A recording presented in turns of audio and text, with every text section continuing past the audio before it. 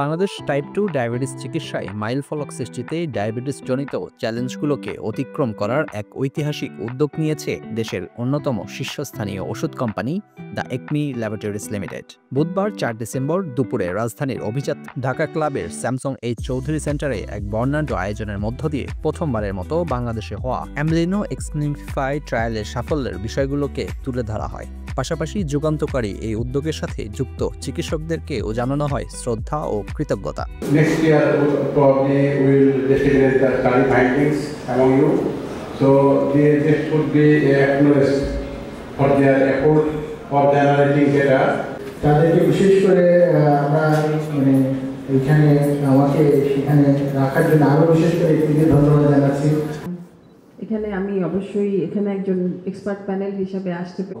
ট্রাইপলিপিল অনেকগুলো একসাথে দেওয়া, তো সেটা আলাদা আলাদা দিলে এবং একসাথে দিলে কমপ্লায়েন্স রেট কী হয়, দ্য হিউম্যান বিহেভিয়ার ইস্যু, সুতরাং that will be an interesting study.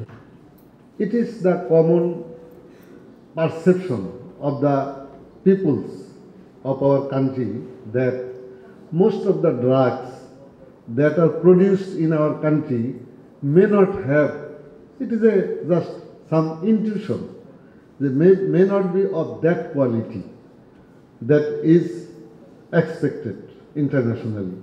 আমাকে ডাকার জন্য ধন্যবাদ, যারা স্টাডি করেছে তাদেরকে আমি কংগ্রাচুলেট করছি এবং একমির কাছে ধন্যবাদ তারা এটা করেছে। বাংলাদেশের ডায়াবেটিস ম্যানেজমেন্ট আমাদের চিকিৎসকদের জন্য সবসময় একটা ক্রুশাল ফ্যাক্টর, এবং শুধুমাত্র ডায়াবেটিস ম্যানেজমেন্ট নয়, যে কোনো ধরনের ডিজিজ ম্যানেজমেন্টেই একটা বাংলাদেশের ওষুধ সেটা বাংলাদেশের পপুলেশনের মধ্যে কত টাকা কার্যকর, সেই ট্রায়ালটা যদি আমরা ডক্টরদের সামনে আরও তুলে ধরতে পারি, সেই কনফিডেন্স লেভেলটা কিন্তু তাদের বাড়িয়ে দিবে বহুত গুণ।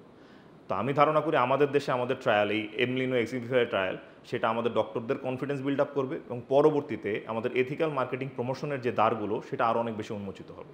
একমি ল্যাবরেটরিজের সহযোগিতায় এম্পাগ্লিপ্লোজিন এবং লিনাগ্লিপটিনের একটা কম্বিনেশন যে ট্রায়ালটা হয়েছে, এই ট্রায়ালের রেজাল্ট যদি কেউ দেখে তাহলে এই কম্বিনেশন আরও অধিক কনফিডেন্স নিয়ে ব্যবহার করতে পারবে। রোগীদের জন্য মঙ্গল এবং চিকিৎসকদের জন্য এটা একটা কনফিডেন্স লেভেল অনেক বাড়িয়ে তুলবে।